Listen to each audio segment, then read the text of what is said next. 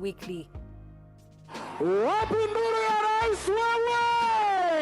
President William Ruto began the week in Kisumu County, where he presided over the disbursement of the 220 million shillings in Nyota Business Startup Capital to 8,820 beneficiaries drawn from Siaya, Kisumu and Homa Bay counties. There has never been a much more comprehensive program of the empowerment of the young people of the Republic of Kenya than what we have today. It is deliberate, it is intentional, it is practical, it is real. The president also continued his engagement with grassroots leaders, meeting representatives from Meru County. The discussion centered on strengthening the governing party, the United Democratic Alliance, at the grassroots level through participatory and democratic elections beginning at the polling center. Additionally, they deliberated on government's transformation agenda in Meru County with a focus on accelerating the implementation of priority programs and projects aimed at driving economic growth and improving livelihoods. During the week, the president met and congratulated Judge Phoebe Okoa on her remarkable achievement and reaffirmed the government's unwavering support as she assumes an important international responsibility at the International Court of Justice.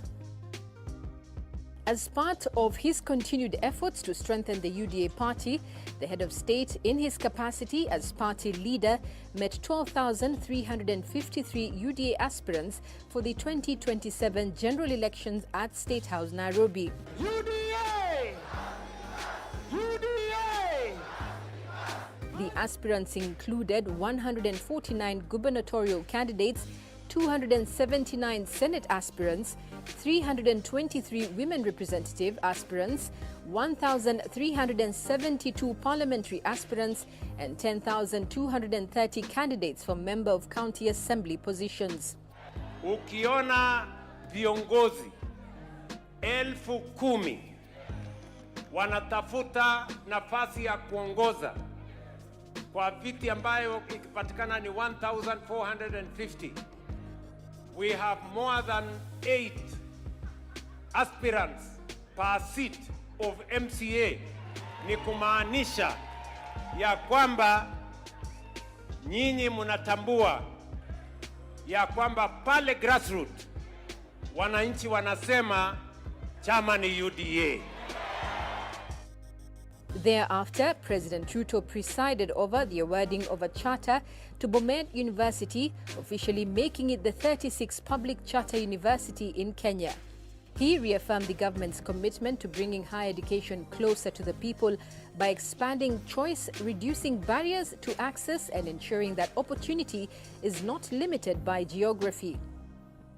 The president also toured the Gong Road-Naivasha Road junction, where the government is constructing a 255-meter viaduct expected to significantly ease traffic congestion in the western part of Nairobi.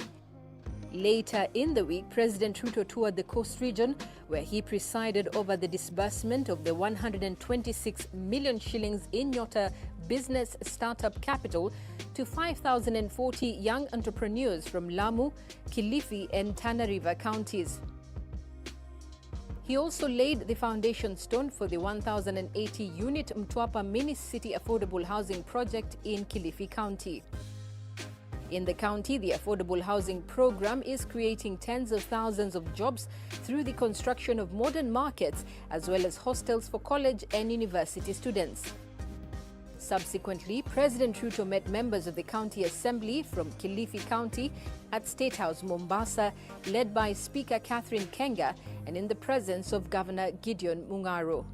Their discussions focused on development programs that are reshaping Kilifi County and transforming the lives of its residents. The head of state also met leaders from the coast region to discuss the area's development priorities, emphasizing that no part of the country will be left behind as the government implements its inclusive transformation agenda.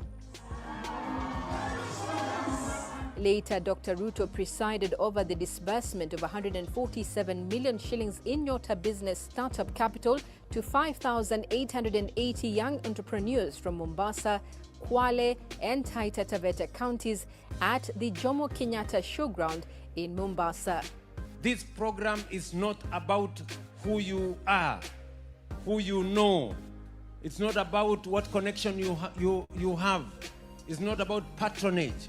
It's not about connection. It's about you as a person and your ability to be able to do stuff for yourself.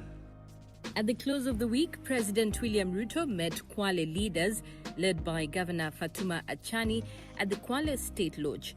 The meeting was also attended by MPs, MCAs and other opinion leaders from the county. That's it on Ikulu Weekly. Do join us next week for more. His Excellency the President. The Kenyan tradition is that we clap when he's coming in, so feel free to do so. With your permission, Your Excellency, I'll request that we remain standing as we start with the two anthems. We'll start with the Kenyan National Anthem, followed by the East African Anthem. The anthems.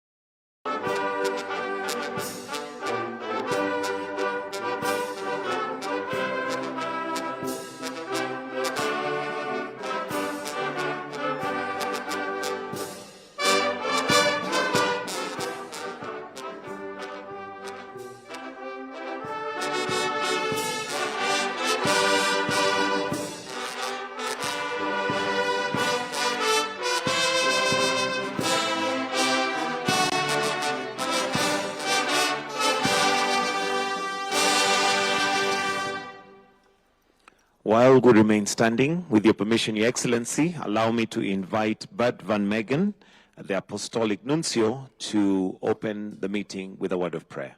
Welcome, sir.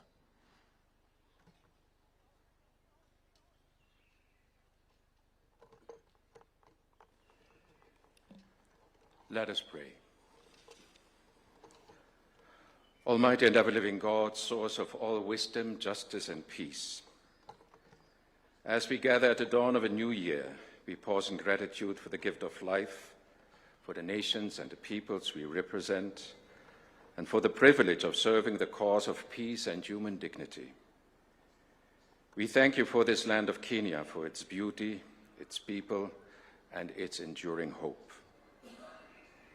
We ask your blessings upon His Excellency, the President of the Republic of Kenya, Dr. William Samoei Ruto, upon all who hold public office, and upon the diplomatic corps entrusted with the noble work of fostering friendship among nations. Strengthen in us the spirit of dialogue, mutual respect, and cooperation. Guard us from division, pride, and indifference, and guide us instead towards paths that build trust and promote the common good. In a world marked by conflict, inequality, and uncertainty, inspire us to be instruments of reconciliation and architects of a more just international order. May our efforts this year contribute to the protection of the vulnerable, the advancement of sustainable development, and the deepening of solidarity across borders. Bless our families, bless our nations, and all who look to us for leadership. Grant us clarity of vision, integrity of heart, and courage to act with compassion. May this new year be a time of renewed commitment to peace, stability, and shared prosperity for Kenya, for Africa, and for the world. We entrust this gathering and this year ahead to your gracious care. May your light guide our decisions and your peace dwell among us through Christ our Lord. Amen. We may now kindly take our seats. Your Excellency, Dr. William Samoei Ruto, President and Commander-in-Chief of the Kenya Defense Forces, Your Excellency, the Prime Cabinet Secretary, Honorable Musalia Mudavadi, Cabinet Secretary for Foreign and Diaspora Affairs, all principal secretaries and senior government officials present, Your Excellency Ambassadors, Your Excellency High Commissioners. With your permission, Your Excellency, allow me to invite Dr. Abraham Korir Sing'oei, Principal Secretary, State Department of Foreign Affairs, to start us off with some welcoming remarks. Why don't we put our hands together as we welcome him. Welcome, Wana PS.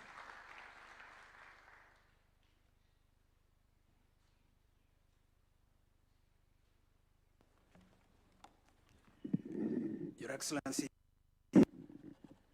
Dr. William Samoei Ruto, the President of the Republic, Dr. Musalia Mudavadi, the Prime Cabinet Secretary of the Republic, Excellency, Ambassadors, High Commissioners, and all members of the Diplomatic Corps, my dear colleague, PSs, ladies and gentlemen, Your Excellency, at a time of profound shifts in international law, politics, economy, and technology, we are grateful for Your Excellency's vision and commitment to host this New Year's engagement with members of the Diplomatic Corps and the UN in Nairobi.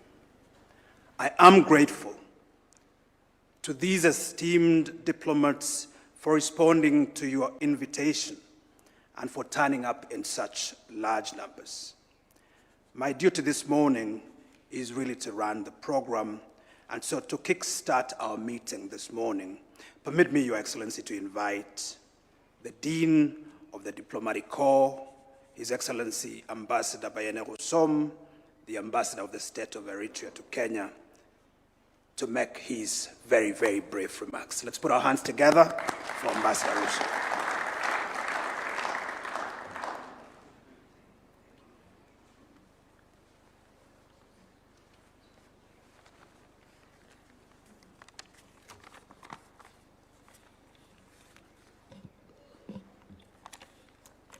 Good morning,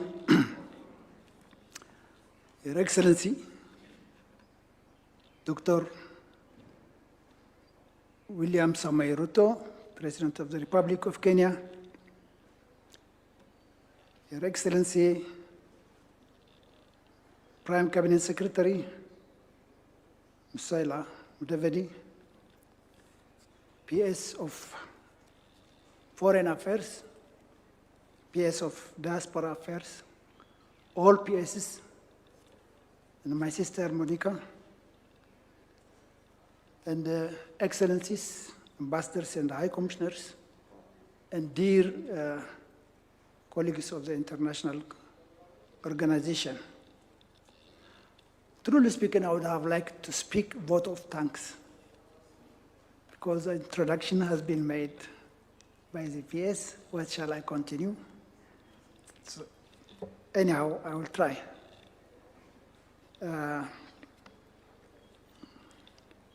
I rise, dear Excellency, President, to extend our sincere and heartfelt gratitude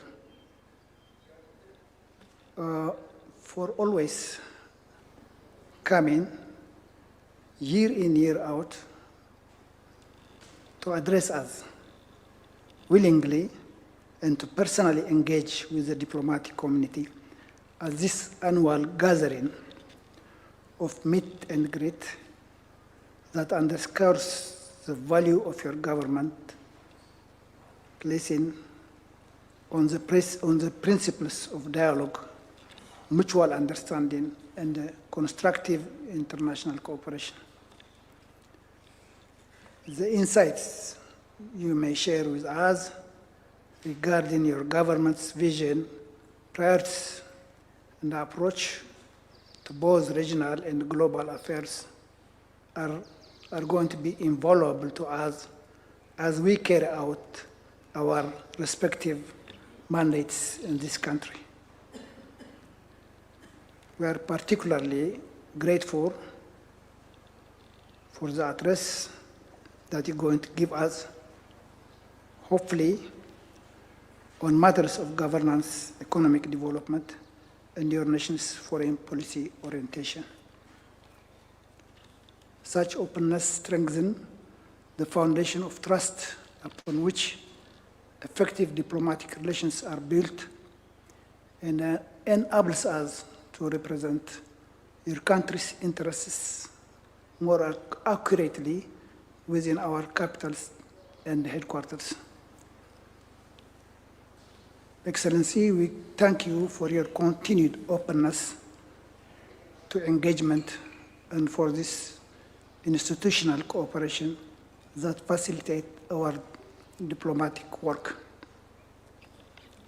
Your presence here this morning is a testament to the interbranch commitment to fostering strong international partnerships. We look forward to another year, same kind of productive collaboration, building upon the foundations you will be outlining today. Excellencies and distinguished guests, please join me to give a warm round of applause for His Excellency the President. I thank you, Mr. President.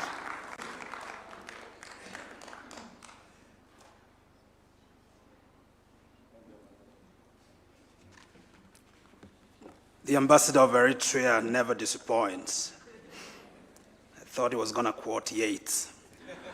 But it's now my pleasure to invite the head of the United Nations office in Nairobi, Her Excellency Zainab Hao Bangura, to share her remarks. You're welcome.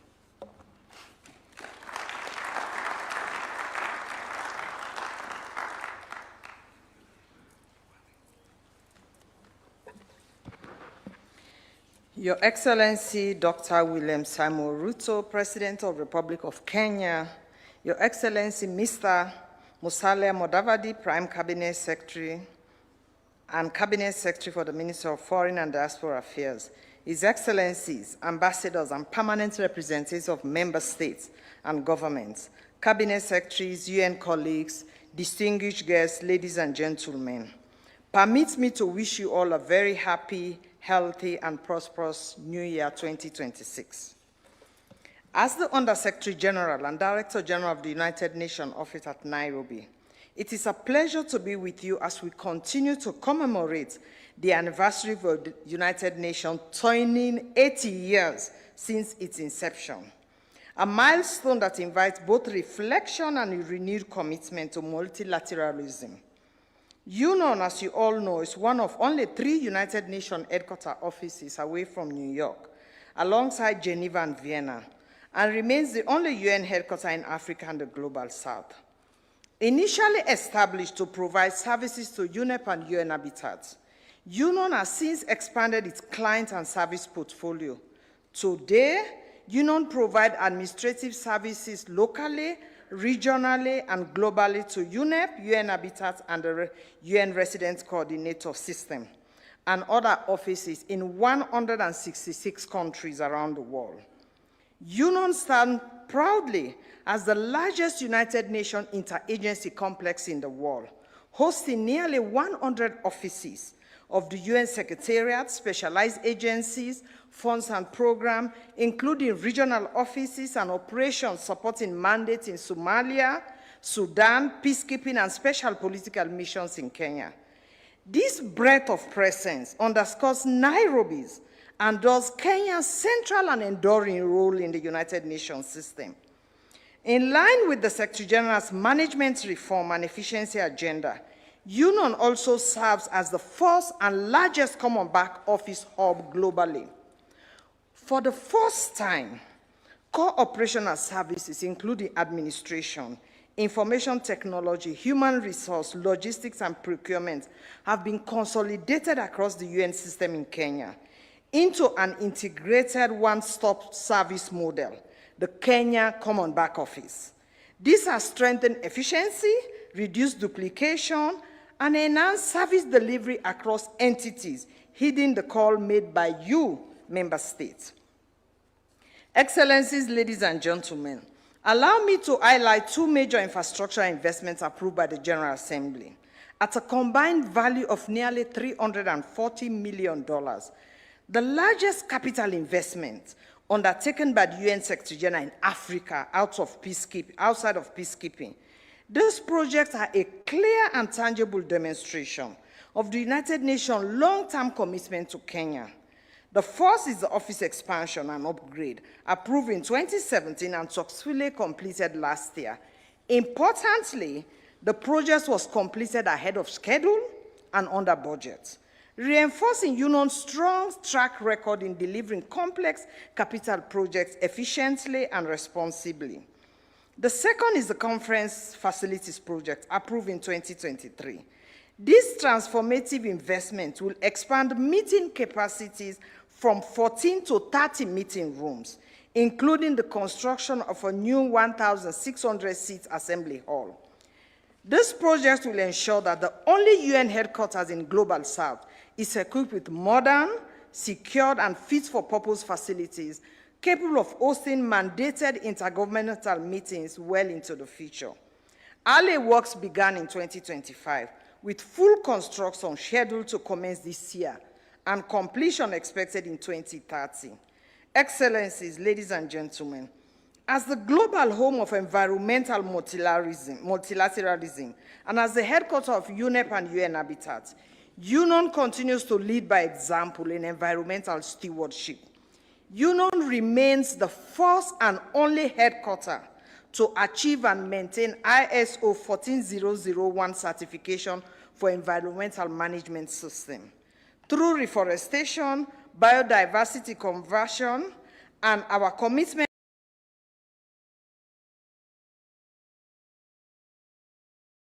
to achieving net zero operation by 2030, we continue to demonstrate what credible climate leadership looks like in practice. Across Kenya, our colleagues in the UN country team, led by my colleague Stephen Jackson, the UN resident coordinator, continue to work closely with the government and people of Kenya, focus on efficiency, constructive collaboration, scale and impact on sustainable development goals. They support the achievements of Kenya's stated development aspiration and provide humanitarian assistance. Against this background, let me be very clear. There is no change to the United Nations status in Kenya. Nairobi's role as a United Nations headquarters and multilateral hub was decided by the UN General Assembly. And despite some financial challenges, this mandate remains secure and strong.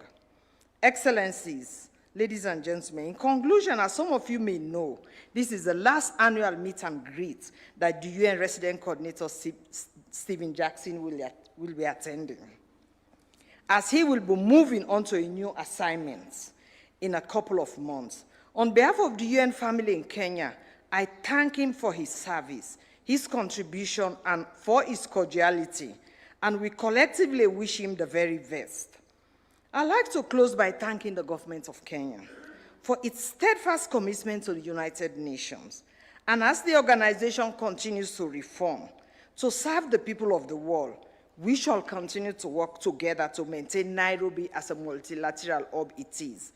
I'd also like to thank the diplomatic community here in Nairobi, in New York, and in capitals around the world for your steadfast engagement and support over the years in protecting and strengthening Nairobi as a UN duty station.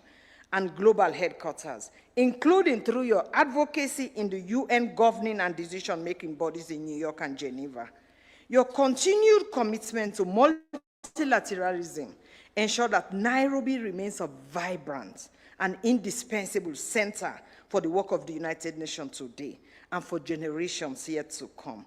Thank you, Asante Sana.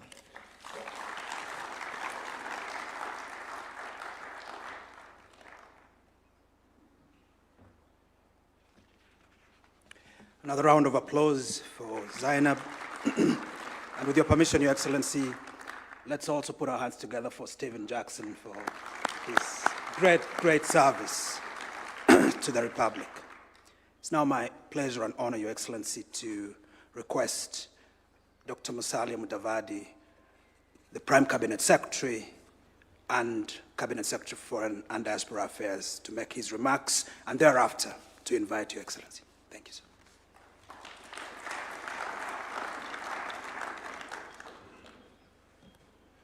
Your Excellency, Dr. William Samoei Ruto, President of the Republic of Kenya and Commander-in-Chief of the Defense Forces of Kenya. Your Excellencies, the Dean of the Diplomatic Corps, the Director General of the United Nations, Excellencies, Ambassadors and High Commissioners, representatives of international organizations, my Kenyan colleagues who are here present, ladies and gentlemen, good morning. Today is a momentous occasion as we mark the second annual New Year diplomatic address by His Excellency the President of the Republic of Kenya. This initiative is not only a tradition that we want to cultivate in our diplomatic calendar, but also a testament of the value and significance we attach to our engagement with the resident diplomatic corps. Over the past 63 years, Kenya has seen expansion of her diplomatic footprint to 70 diplomatic missions with multiple accreditations, 4 consulate generals, 2 missions in Nairobi, 1 liaison office, and 33 honorary consuls spread across the globe. Similarly, Kenya is servicing 93 resident diplomatic missions, 36 non-resident missions, 48 UN agencies, and 113 intergovernmental and international organizations hosted in Kenya. Indeed, our fidelity and reliability and success in global affairs engenders and reinforces our confidence, pride, and dignity as a people. We have built a republic that continues to win respect of our peers globally. In this regard, Kenya will continue honoring her international obligations in tandem with foreign policy guidance of His Excellency the President, and also in accordance with our constitutional mandate. Today is not my day. It is for us to get the address from the President. However, let me just point out 2 or 3 things. One, since President Ruto took over the leadership of the country in the last election, he has had 80 engagements outbound and 48 inbound to date.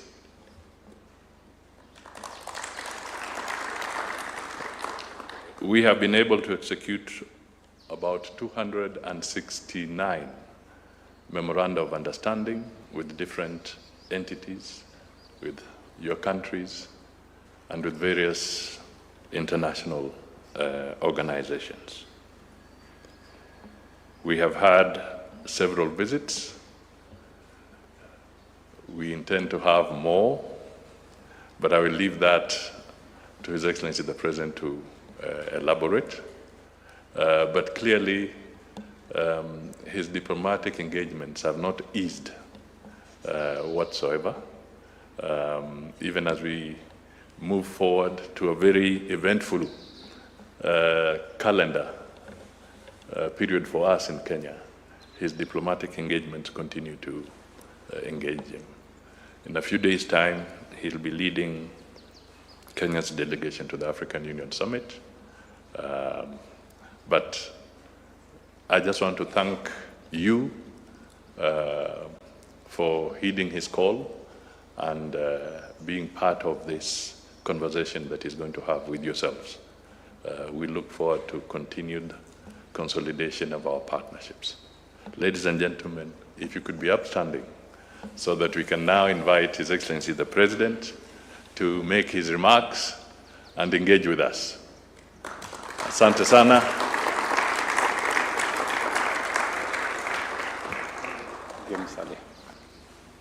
Thank you very much. Let's take our seats. Good morning, everybody. I think I should give my address in Kiswahili because I have tried to encourage as many of us to learn Kiswahili. It is a language spoken in, I think, almost 12 countries in our region. But I will spare you that today only. Distinguished guests, ladies and gentlemen, it is my honor to welcome you, and I thank you most sincerely for accepting my invitation and taking time to join me this morning. I know that we have established a tradition that we will be engaging with ambassadors, high commissioners, representatives of various global international organizations that are resident in Kenya as a way of building bridges so that we can consolidate our relationship and understand each other more, and so that you can be able to represent not just your countries, but also understand us so that we can better enhance our partnership. That's why we established this annual engagement as a deliberate and regular feature of our diplomatic calendar in recognition of the essential role that sustained consultations with resident diplomatic corps plays in advancing cooperation and understanding. This gathering, therefore, offers us a timely opportunity to reflect together on the significant developments of the past year at the national level, on the regional front, and we all understand what has been going on globally, so that we may proceed with a shared understanding of the realities shaping our relations and our responsibilities. Excellencies, 2025 marked a defining phase in Kenya's socio-economic development journey. It stands out as a period when many of the reforms and strategic initiatives undertaken by this administration began to yield measurable and visible results. Across key sectors, policy choices have translated into tangible progress, affirming both the soundness of our direction and the resilience of our people. These gains have strengthened confidence in the course of our economy, deepened social cohesion, and laid firmer foundation for inclusive and sustainable growth in the years ahead. Central to the progress recorded in the past year is the continued expansion of some of our signature projects. Just to give you maybe 3 or 4 areas that were of critical concern to this administration. As we all understand, we emerged in 2022 from the adverse effects of COVID, from the serious challenges that came as a result of the situation of conflict in Europe, and the many other commodity issues that came into play. And as a result, most of our economies were constrained. Our fiscal space was limited, and debt became a very serious challenge to many countries, including Kenya. In fact, statistics showed that Kenya had one of the biggest Eurobond in our part of the world. And many people were wondering. I remember even the Secretary General of the United Nations, my friend Antonio Guterres, asking me, what's going to happen when this thing falls apart and Kenya defaults? Because to many, it was no longer if, it was when. But by God's grace, we managed to consolidate our economy.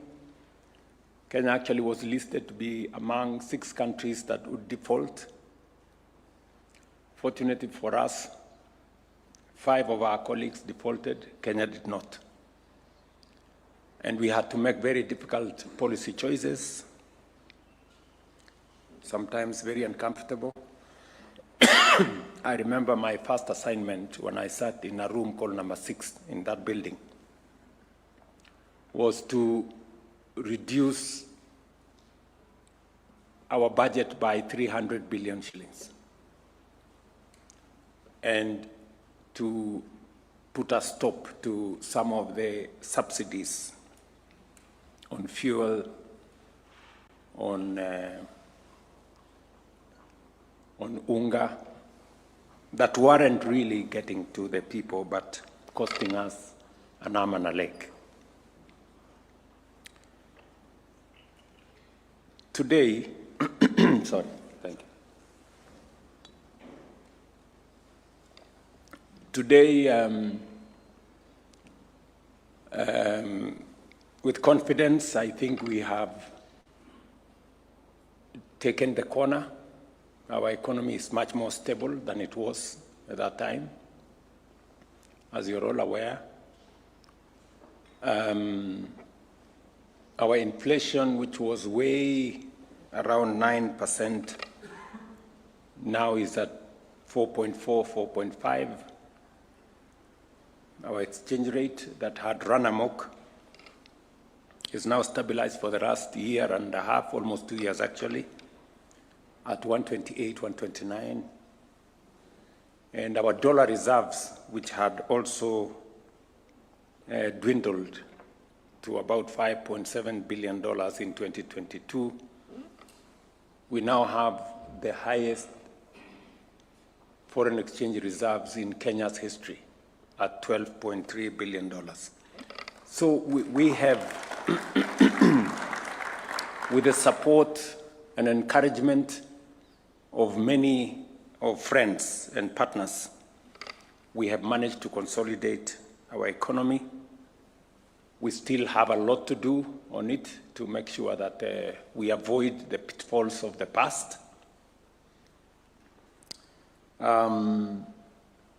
The policy choices have sometimes been uncomfortable, but I want to say absolutely necessary, because unless we did that, we would have gone the direction many of our colleagues went.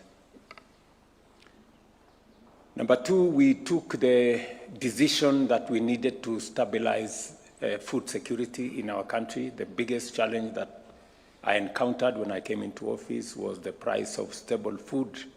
Many of you witnessed people in the streets with sufurias. I know you know what sufurias are on their heads, and that kind of situation. We've had to register all farmers.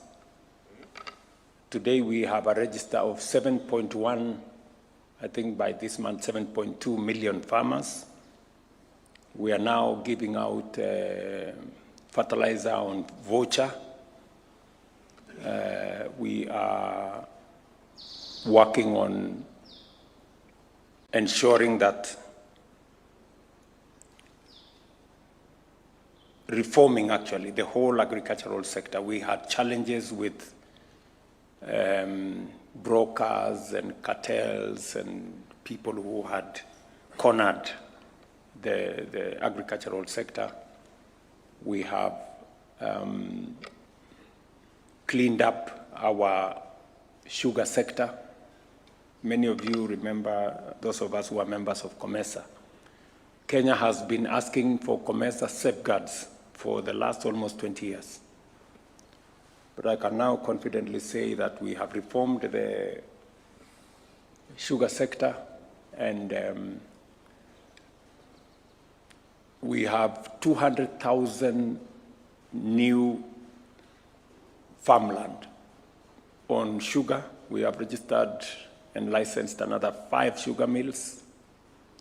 We have enhanced our production from about 500,000 tons to 815,000 metric tons. Hopefully this year we intend to get to 1 million tons. And in another year or two, Kenya will be a net exporter of sugar. That is our plan. And so have we with coffee and tea and milk.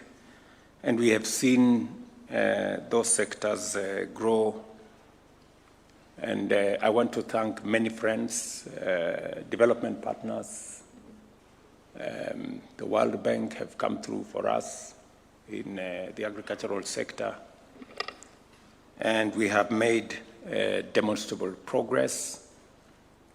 In fact, our staple food maize, we have increased our production from about 44 million bags in 2022 to 75 million bags this year. Again, the highest in Kenya's history.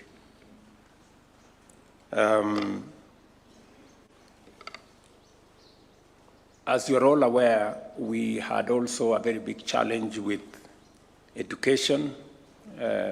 Close to 23 universities were technically insolvent because the funding model that existed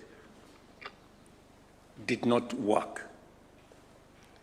We had challenges with the competence-based curriculum. There was a misalignment between teachers, students, and other stakeholders. And that is why I immediately, upon coming into office, I set up a presidential working party that gave us recommendations. We have implemented those recommendations and aligned them with our manifesto. And that has seen us build an extra 23,000 classrooms. I must again commend the World Bank for coming through to us, for partnering with us in the building of those new classrooms. We have hired an extra 100,000 teachers in the last 3 years.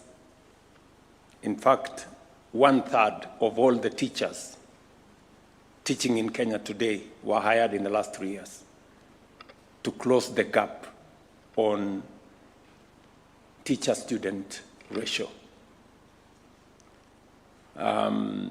We still have a small challenge on laboratories. Again, I want to thank development partners for coming through with us.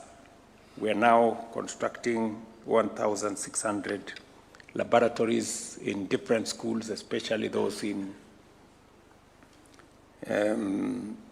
rural areas and some in our informal settlements. And we've rolled out a new student-centered funding model for our technical, middle level, and higher education, including universities. Today, if you ask any vice chancellor in any university, they will tell you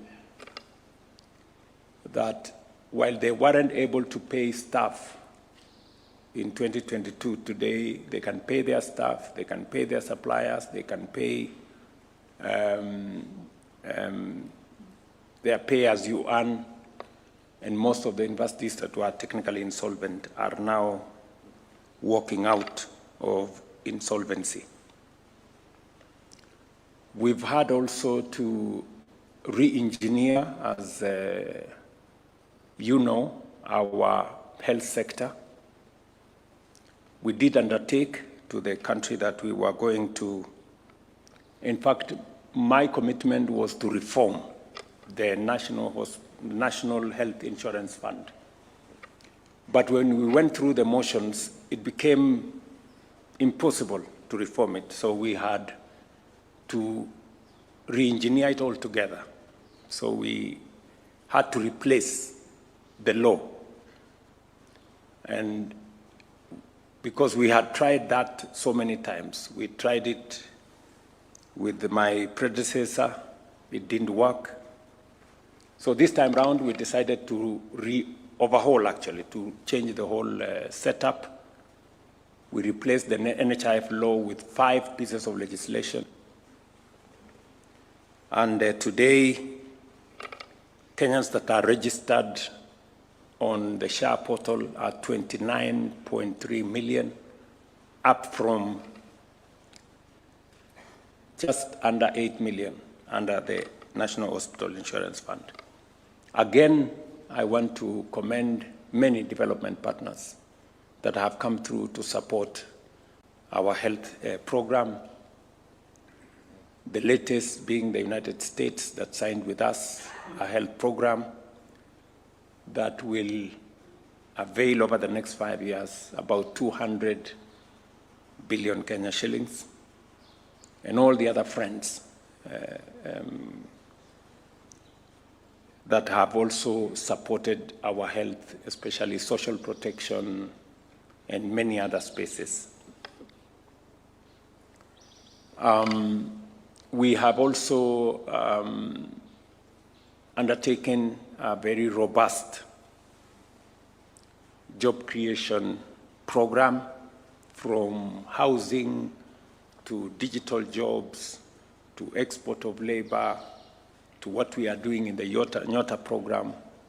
It's a whole array. I can confirm to you that we have 1.5 million people today working who are not working in 2022. In our housing program, for example, we have close to 500,000 people working today in the constructions that are going on in our markets, in our hostels, in our affordable housing. I guess you see, slowly Kenya is turning into a construction site. Right from State House here, there is a construction going on. We have a construction going on in Talanta Stadium, in Bomas, in our markets. And the roads are also going on. So we're trying to push all levers to make sure that we consolidate our gains as a country. And I will not fail to commend the UN bodies, representatives of nations who are friends of Kenya. You have come through for us in different facets, in different ways, to support this undertaking that is our responsibility as Kenyans, but you have come to support us as friends of this nation. And we are, on behalf of the people of Kenya, I want to say we are truly, truly grateful to all of you. As I outlined in my State of the Nation address last year, we committed ourselves to a new ambitious 10-year national transformation program. Because in my estimation, much as we have made some significant progress in all the spaces we have in terms of consolidating our economy, consolidating our food security, looking at our social protection, whether it is ensuring that we have more resources in our schools, undertaking a much more robust health development framework. And I must say the private sector has really come through to support our interventions. I was really pleasantly surprised that, for example, in our housing program, we now have signed contracts of maybe $4.5 billion. This is close to 650 billion Kenya shillings. And this we have done, and except one, all the contractors are actually Kenyans, Kenyan farms, except one. And I'm talking about close to 300 contractors. So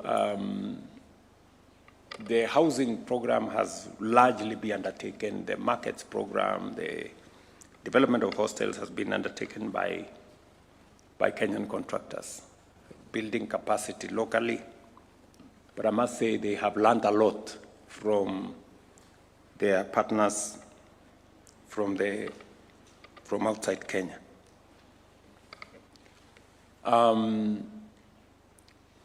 We did also undertake one very important subject that is a conversation that has been going on in Kenya. The culture of saving. You know, we've had not a very good culture of saving. So it is one of the issues that I undertook that I would try and drive. I am very happy that our social security, which we have built over the years. In 2022, we had 312 billion shillings in our social security. Today, 3 years later, because we changed the contribution structure and we brought many more people into the equation. In the last 3 years, we have grown our social security fund from 312 to 670 billion this year. We believe that next year we will get to 1 trillion, and slowly but surely we will build enough resources for us to be able to manage the challenges of access to patient capital that we can use to underwrite our development, even as we get support from partners and friends and work with the private sector as well. But as I said, even with what we have done, it is not sufficient. We need to look ahead. And looking ahead, we have, as I stated in the State of the Nation address, we are focused on doing 3 fundamental things, interventions, for us to be able to lift our country to the next level. Number 1 is we need to generate energy. As you are aware, we have 3,300 megawatts in our grid today.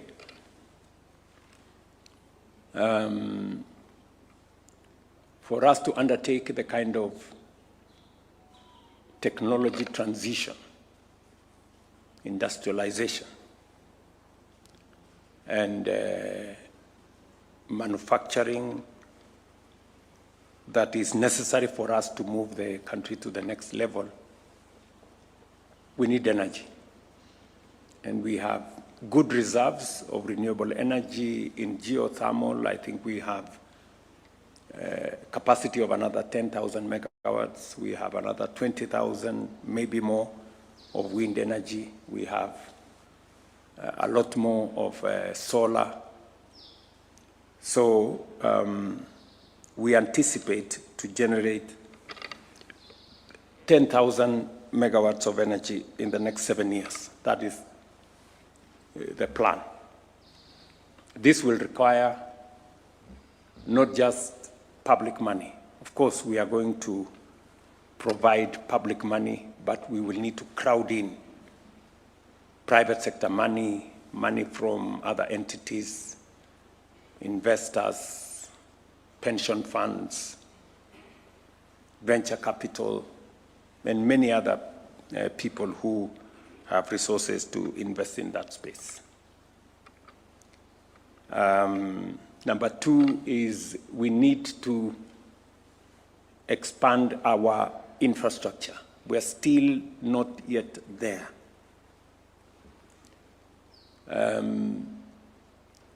If you look at our infrastructure, we have developed 20,000 kilometers of tarmac in the last 60 years. Our intention is to develop another 28,000 in the next 7 years, to double the number of tarmac roads in Kenya.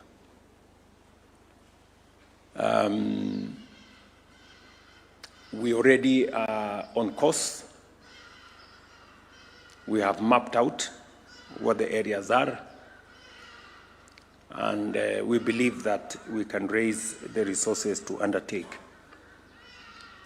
this transformation.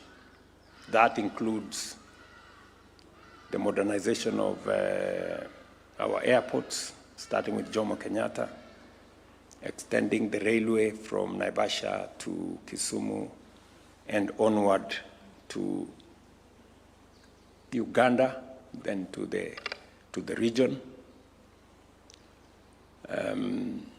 Actually, the railway, I think we've already set a date. We have found the resources, both public and private.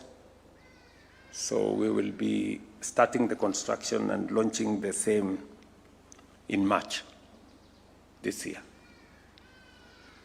Again, we have finalized the discussions with the airport. We also want to modernize our airport. All of you know we don't have much of an airport, you know. Our airport is, the arrival is on the tarmac. So, and it's way, way overdue. You know, we should have done this maybe 15 years ago. So we want to begin that process of construction of a new airport under a framework that is going to bring public sector, private sector concessionaires. And I am hoping that we can begin that before June this year. So again, that whole infrastructure development is one thing that we are focused on achieving. And I'm saying this because we will require partners. We will require private sector partners. We will require some of your investment arms of your nations, whether at the airport, on the railway, on some of the toll roads that we are doing, the expressway that we are planning to Thika and other areas. So there is opportunity for us to work with you.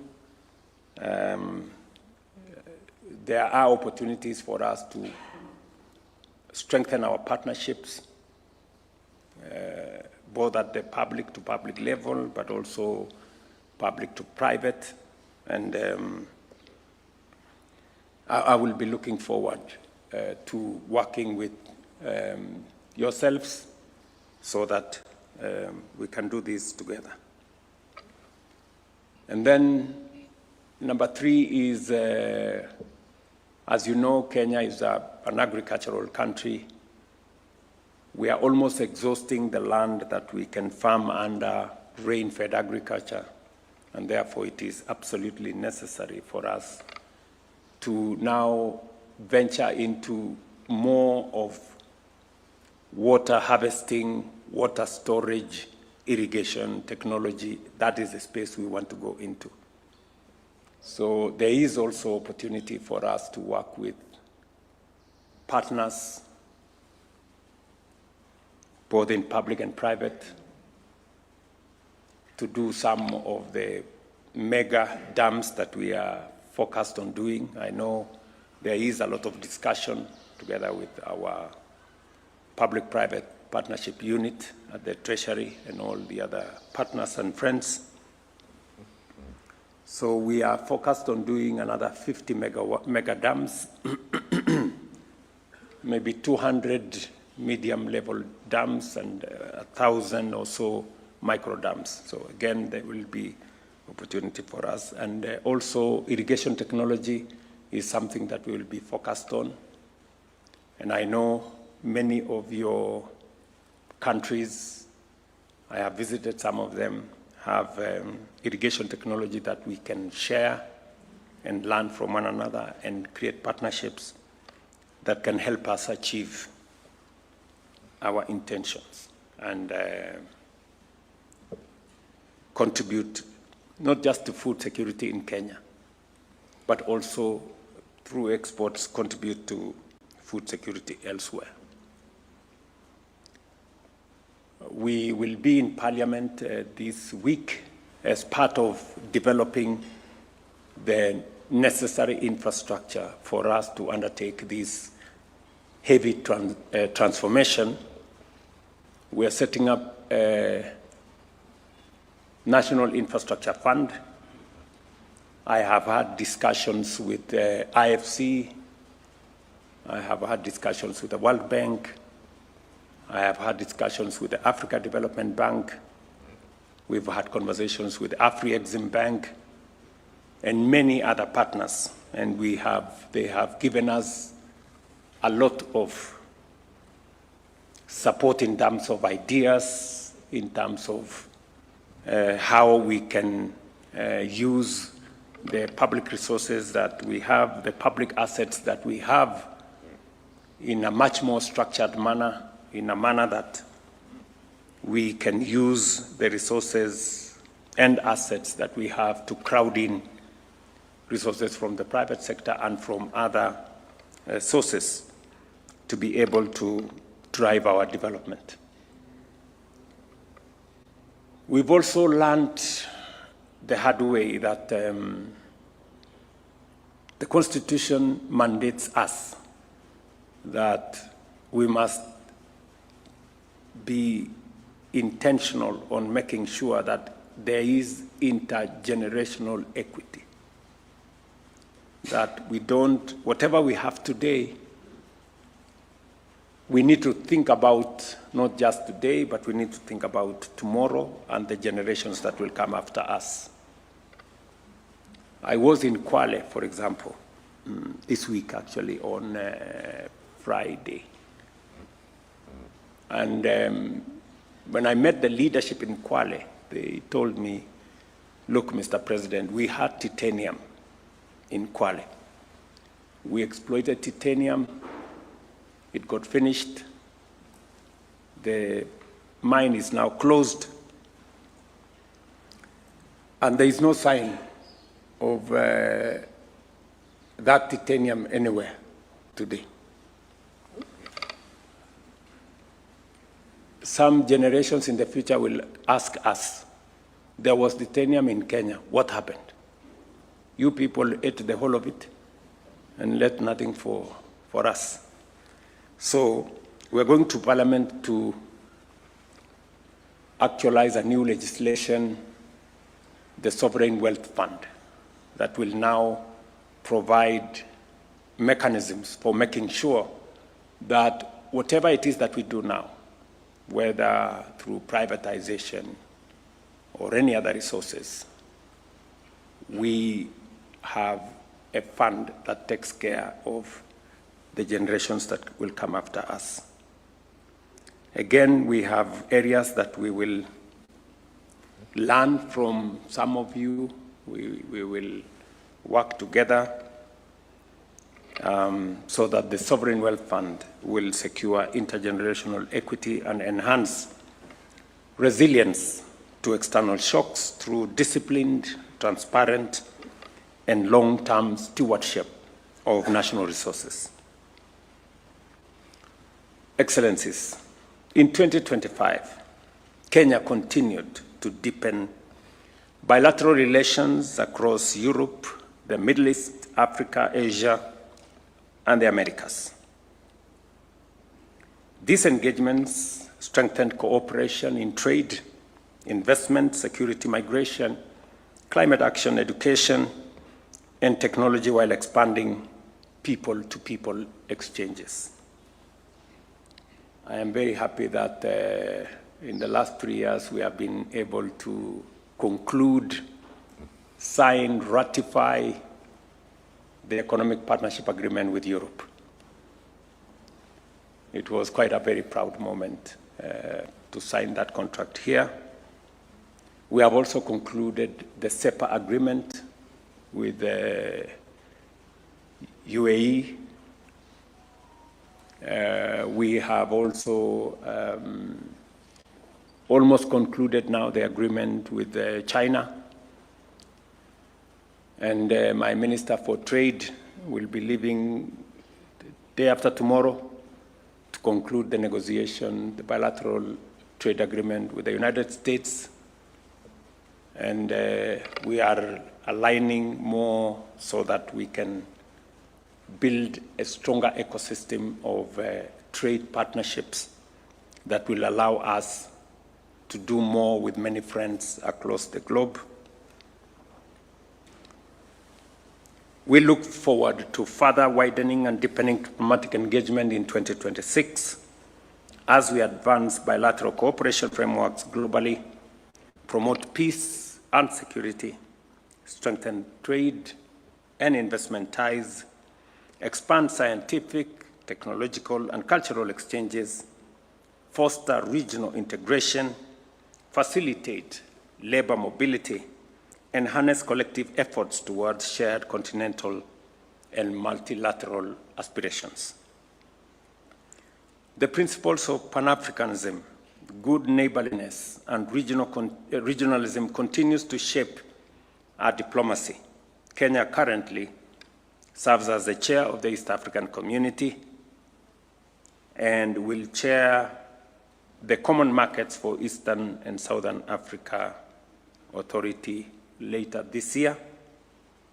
These responsibilities align with Kenya's long-term standing view that enhanced regional cooperation remains central to Africa's economic transformation and sustainable development in general. At the continental level, Kenya continues to contribute to Africa's institutional strengthening. As African Union champion for institutional reform, we have supported ongoing efforts to enhance the effectiveness, the credibility, and responsiveness of the Union, particularly in the areas of peace, governance, and financing. Again, let me appreciate the support to the African Union by many partners here. And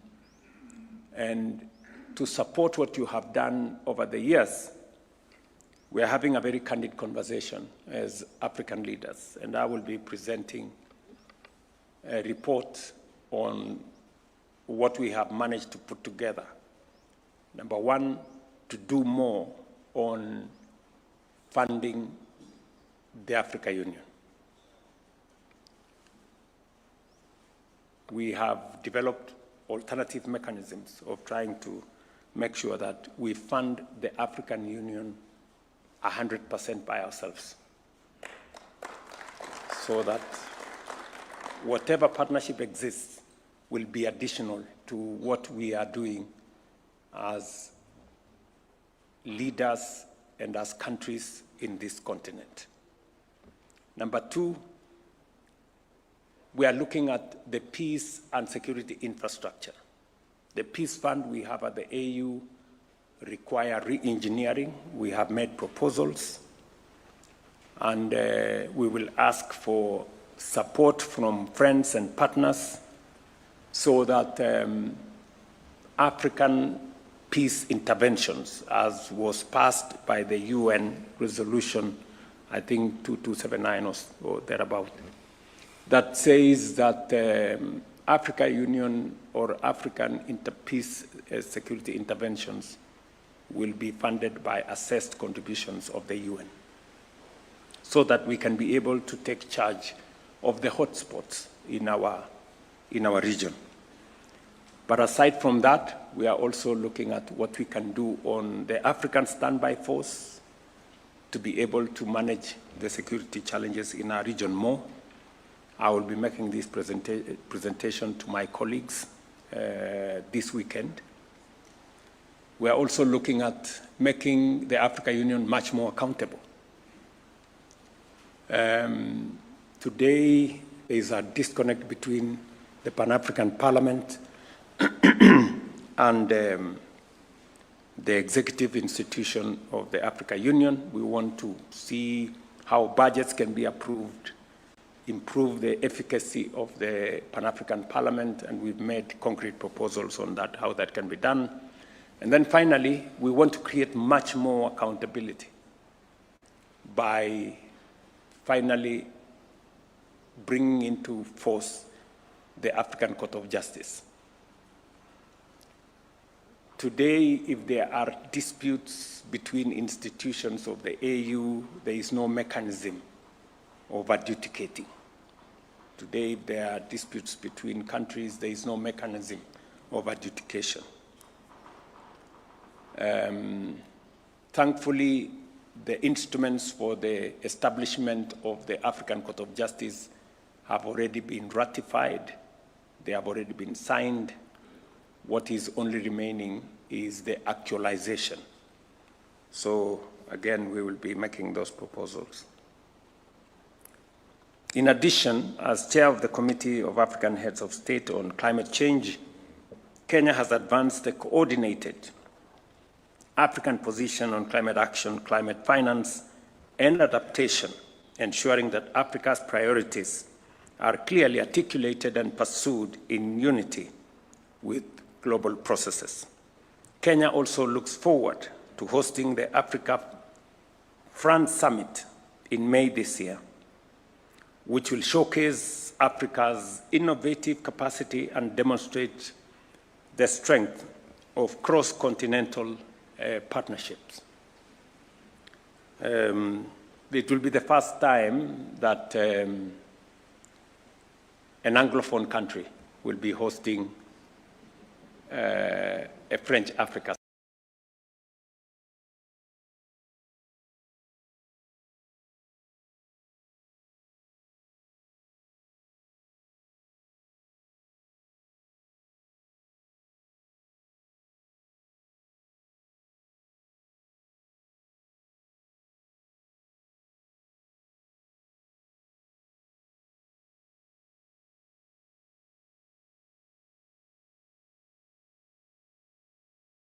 Opportunity for us to finally reduce the sharp edges between Francophone and Anglophone and try and consolidate our partnerships as one region. There will be private sector engagement. We're trying to get the highest level of participation from African entrepreneurs, business people, and investors, and to see how we can consolidate that position. I have talked to colleagues around the continent, and we are making very good progress on colleagues that will be attending.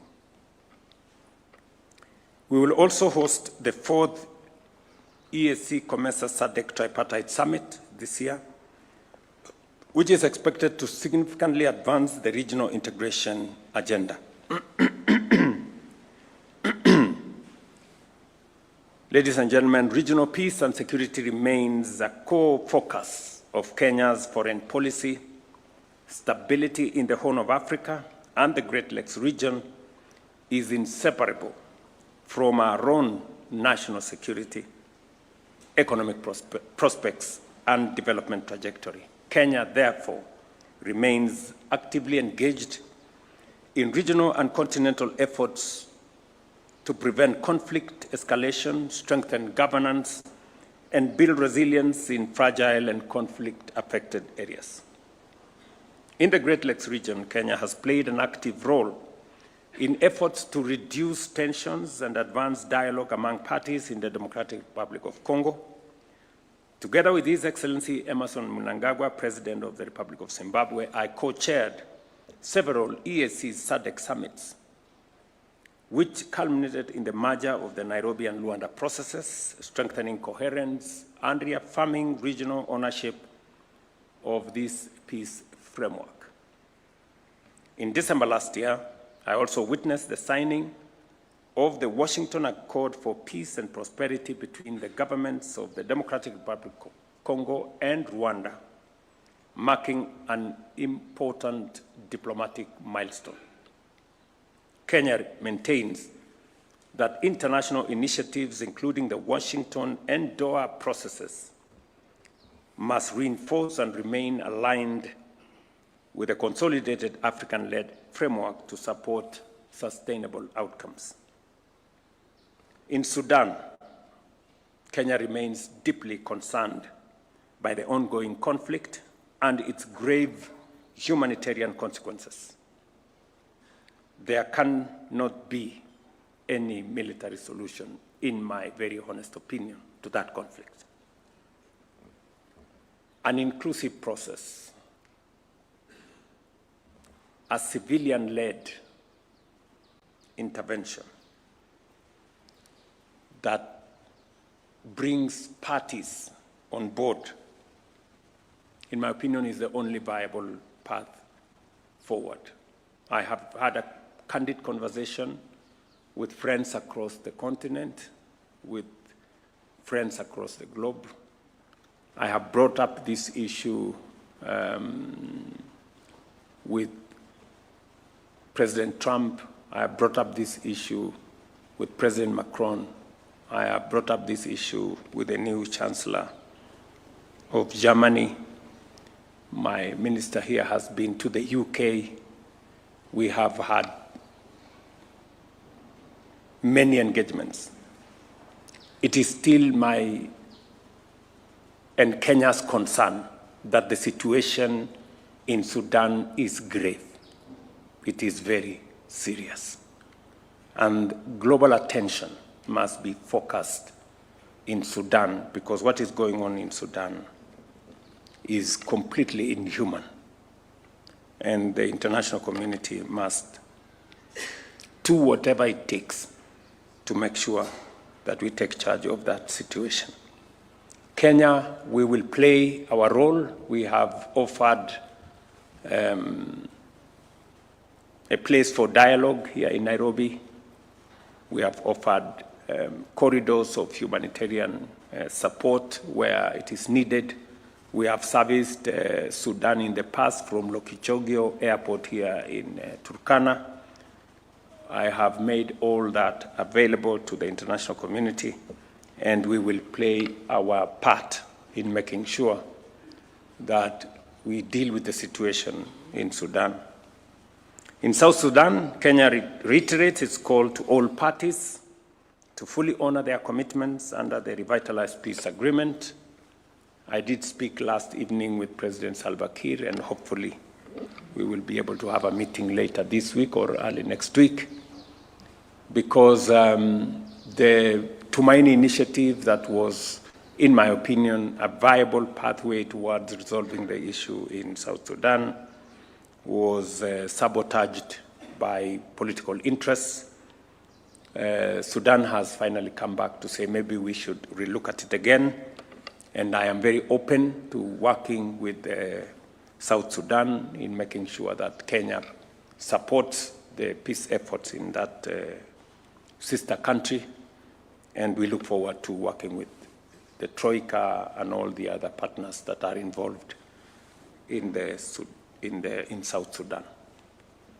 I know there is a feeling by colleagues and partners that everybody is concerned about South Sudan, except you know who. In Somalia, Kenya continues to encourage constructive dialogue between the federal government and the federal member states as the foundation for national cohesion and effective governance. We underscore the importance of predictable financing and a conditions-based transition in the Africa Union support and stabilization mission to safeguard hard-won gains that may go to waste if we do not manage the transition properly.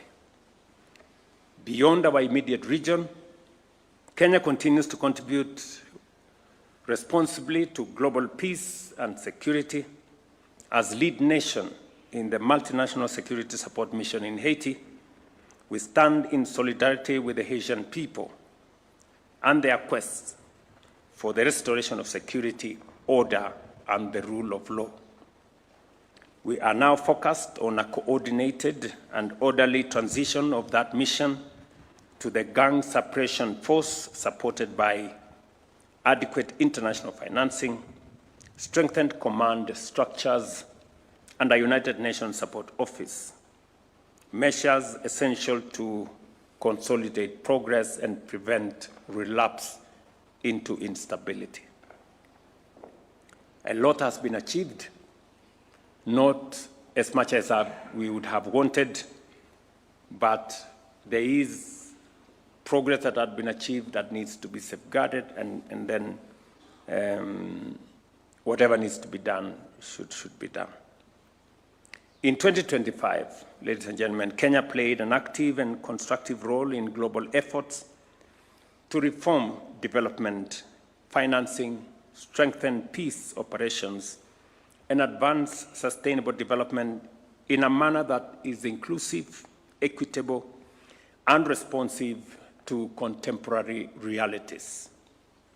At the 4th International Conference on Financing for Development held in Seville in Spain, Kenya joined the international community in renewing and reviewing progress under the Addis Ababa Action Agenda while confronting emerging global financing constraints. Our engagement underscored the urgent need to reform the global financing architecture to better support domestic resource mobilization, sustainable debt management, and the mobilization of private capital for development. At the same time, Kenya's commitment to global environmental governance was demonstrated during the 7th session of the United Nations Environmental Assembly held here in Nairobi, where Kenya called for the translation of global declarations, including the outcomes of COP30, into concrete action addressing climate change, biodiversity loss, and pollution in ways that are visible in people's lives and protective of future generations. Our leadership in environmental diplomacy also extends to ocean governance.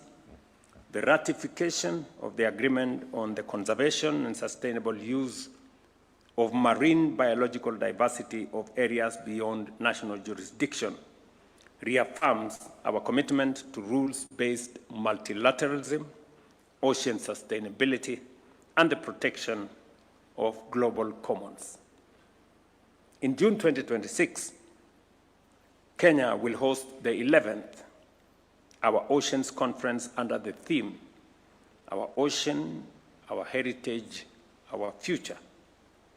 This gathering will mobilize global commitment on marine conservation, sustainable fisheries, and climate resilience while showcasing Africa's contribution to ocean action and the blue economy. Kenya's multilateral engagement also encompasses social development.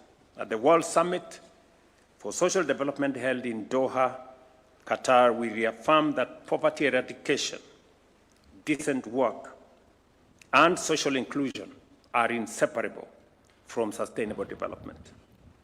These principles continue to guide both our domestic policy and our international partnerships. Excellencies, ladies and gentlemen, Kenya remains a firm proponent of a rules-based international order. Amid growing global instability, we reaffirm our commitment to sovereignty and territorial integrity as enshrined in the Charter of the United Nations. As the UN marks its 80th anniversary, the world stands at a critical inflection point with multilateralism under increasing strain. It is our firm belief that a strong United Nations and a steadfast adherence to multilateral principles remains indispensable in addressing the complex and interconnected challenges of our time. We are proud to host the only United Nations headquarters in the Global South and remain committed to providing the political, security, and infrastructural support necessary to expand the UN presence in Kenya. Bangura knows that. She used to send me very long messages. We have this problem, you need to sort out. Now the messages are becoming shorter, but they are still coming. We recognize the United Nations remains one of humanity's greatest collective achievements. Yet persistent funding shortfalls and administrative constraints continue to limit its efficacy and responsiveness. Kenya therefore supports renewed efforts to strengthen and adequately resource the UN system. The defunding of UN agencies weakens multilateral cooperation, diminishes the international community's capacity to respond to conflict, humanitarian crisis, global health threats, and development challenges.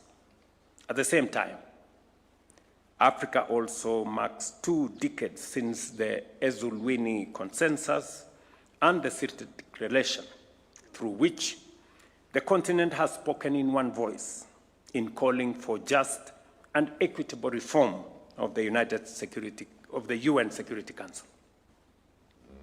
Africa's continued exclusion, despite bearing significant share of Security Council's agenda and peacekeeping responsibilities, undermines the legitimacy and effectiveness of the United Nations. Comprehensive reform, including permanent African representation, is essential to the institution's relevance in the 21st century. Excellencies, as I conclude, I commend the diplomatic corps and international organizations represented here for your continued cooperation, your goodwill, and your partnership with Kenya. We truly appreciate, and we don't take it for granted. As we progress in 2026, let us deepen collaboration and ensure that our shared efforts translate into measurable and meaningful outcomes for our peoples and for humanity. Thank you very much for your attention. And as I have always said, I look forward to working with you. Thank you very much.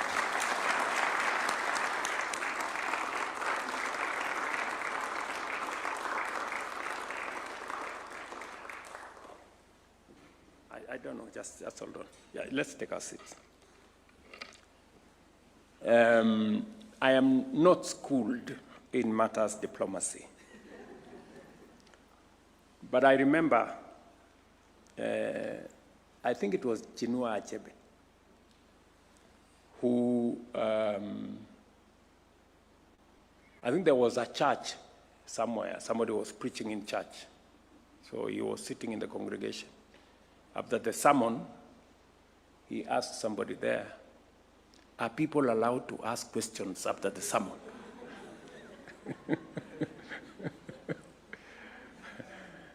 So I don't know whether in diplomacy Are people allowed to ask any clarifications if there is need for any? I don't know.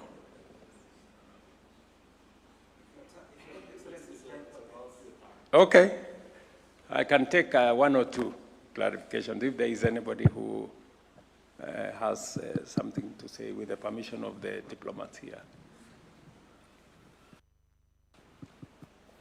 There are no consequences for asking any question.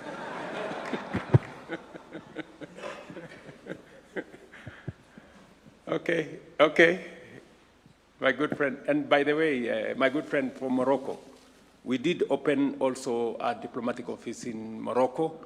We opened one in the last, we also opened one in Côte d'Ivoire.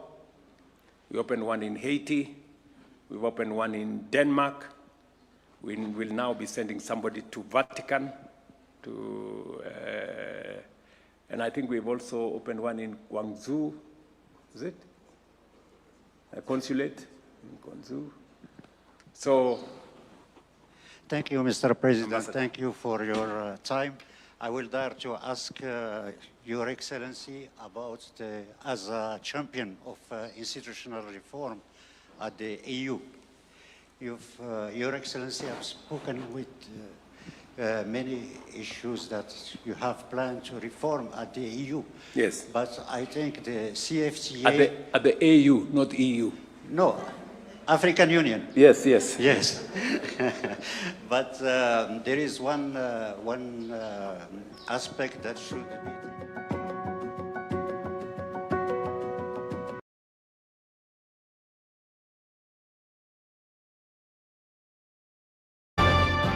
This is the Situation Room, the only way to start your day.